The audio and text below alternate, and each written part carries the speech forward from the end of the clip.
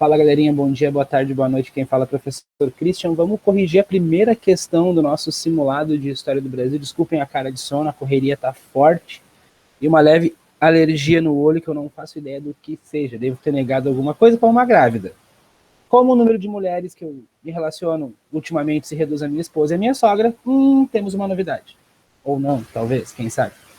Vamos lá, gente. Primeira questão. Nas últimas décadas do século XIX, o Estado brasileiro promoveu a imigração de estrangeiros para atender a crescente demanda por trabalhadores da lavoura cafeeira. Para além das razões econômicas, a política imigratória é definida também por preconceitos e temores com relação a certos grupos étnicos. Das características abaixo, assinale aquela que não se aplica à grande imigração do século XIX. Olha só, gente, questão de pega-ratão. Primeira coisa, né? A gente vai ter que identificar a errada. Então, tudo que a gente for lendo, a princípio, vai estar certo. E aí a gente vai ter que identificar a errada. Segundo ponto, vamos contextualizar. Final do século XIX. Final do século XIX, a gente está saindo ali de um grande período de escravidão, né? O Brasil está começando a utilizar a mão de obra assalariada. E em função ali do crescimento, né, a gente vai viver ali do século XIX até o finzinho ali da década de 30, né, início dos anos do século XX, ali, enfim, o apogeu da produção de café, né? E isso vai demandar uma mão de obra muito grande e diferentemente de outros cultivos, né, a mão de obra do café, ela exigia um nível de técnica um pouco maior, o que para alguns, em alguns pontos, né, a gente vai dizer que a mão de obra escrava não era ideal. Então começa um processo de substituição dessa mão de obra gradativamente, o que vai acelerar após a questão da abolição, né, e se buscam muitos imigrantes fora do país. Coisas que a gente tem que levar em consideração, a gente vai vendo agora durante a correção das alternativas, tá? Vamos lá. A origem predominante dos imigrantes de determinadas regiões pobres da Europa Mediterrânea, especialmente do sul da Itália, Portugal e Espanha. Verdade, né, gente? Essas áreas aí vão ser aquelas áreas que vão estar sendo afetadas pelos conflitos ali que vão dar origem, inclusive, à Primeira Guerra Mundial, né? Esse pessoal, ele vai estar, essa região da Europa, ela vai estar sendo muito afetada por essa organização territorial, vamos dizer assim, né? Se não diretamente, de forma indireta, né? A própria Europa está passando por um processo ali de reestruturação territorial, de formação, vamos dizer assim, e isso acaba gerando muito conflito, né?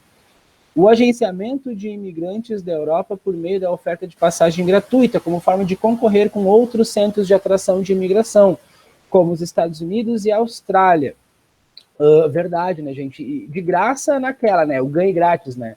A gente sabe que quando esses imigrantes chegavam aqui, eles já chegavam com uma dívida, né? Com o dono da terra, mas a gente sabe que essa dívida ela acabava sendo paga com muito trabalho, né? O que muitas vezes acabava colocando os imigrantes em condições análogas à escravidão, né? E isso, inclusive, vai ser uma característica muito comum aqui no Brasil, vai ser essa confusão, vamos dizer assim, muitas vezes os imigrantes recebendo o mesmo tratamento que recebiam os escravos, né? E isso vai acabar gerando muitos problemas com relação ao relacionamento, vamos dizer assim, entre imigrantes e proprietários de terra. Letra C. O oferecimento de lotes de terra... O quê? Brasileiro dando terra de grátis?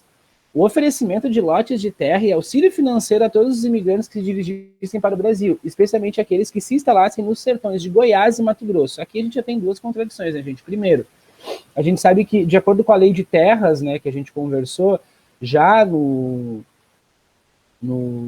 segundo reinado a gente vai ter a lei de terras, e, aliás, na República a gente vai ter a lei de terras, e isso diz que somente através da compra tu consegue posse à terra. Então não existe esse negócio de oferecimento de lotes de terra, né? Até porque terra no Brasil é sinônimo de prestígio, então tu não vai estar oferecendo terra para imigrante que está chegando, né, gente? Muito mais como um atrativo, né? E agora aqui a segunda contradição, né? Especialmente aqueles que se instalassem nas regiões dos sertões de Goiás e Mato Grosso. Esses imigrantes, eles estão vindo para uma demanda específica do café, né? E essas duas regiões, elas não vão produzir café, então acaba sendo uma contradição. Outra que a gente sabe, né, historicamente falando, que essas regiões elas só vão ser ocupadas de fato A partir da década de 50, ali, durante o governo militar, ali começa uma exploração e uma preocupação maior com a região central do país, tá?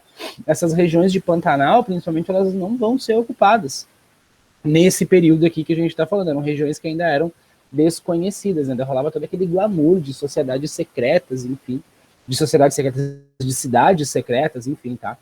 Vamos deixar essa daqui em suspenso, vamos deixar essa daqui vermelhinha aqui, porque ela está muito suspeita. A concentração relativa da imigração italiana em São Paulo, ok, sobretudo nas áreas cafeeiras e na capital, justíssimo, e da imigração portuguesa na cidade do Rio de Janeiro, correta, né, gente? A gente já falou aqui que a imigração italiana ela vai bombar, né, principalmente em São Paulo, e principalmente com relação ao cultivo do café. Lembrem que a gente tem a imigração italiana, a imigração portuguesa, a imigração japonesa, né, principalmente para as áreas de cultivo de café. Vamos lá. A presença de preconceitos com relação à entrada de imigrantes asiáticos e africanos. Ok, justificada pelo racismo científico, como forma de promover o branqueamento progressivo da população. Esse racismo científico, gente, ele vai vir de um conceito chamado darwinismo social, se não me falha a memória, de um cara chamado Robert ou Howard Spencer, uma coisa assim. E ele vai dizer, ele vai ter aquela teoria das raças, não sei se vocês já assistiram Django Livre, aquela cena em que o DiCaprio pega o crânio e explica que os negros têm uma área maior para a servidão no cérebro, é mais ou menos isso, né? São tentativas fajutas, né? A gente sabe que hoje o darwinismo social é uma fraude, mas de legitimar uma superioridade branca. Detalhe, a gente está em início do século XIX, que final do século XIX. Então, muitas dessas ideias, elas estão ali efervescendo, e se vocês pararem para pensar, elas vão culminar, vamos dizer assim, nas teorias eugenistas do Hitler, né? E tem um darwinismo social muito forte ali, a ideia de uma raça superior, né? Mas isso é verdade, infelizmente isso é verdade. Então a letra E também está certa. E a gente finaliza essa primeira correção do simulado dizendo que a questão correta é a letra C. Obrigado, gente. Espero que esse material seja útil para vocês e grande abraço. Até o próximo vídeo. Fala lá.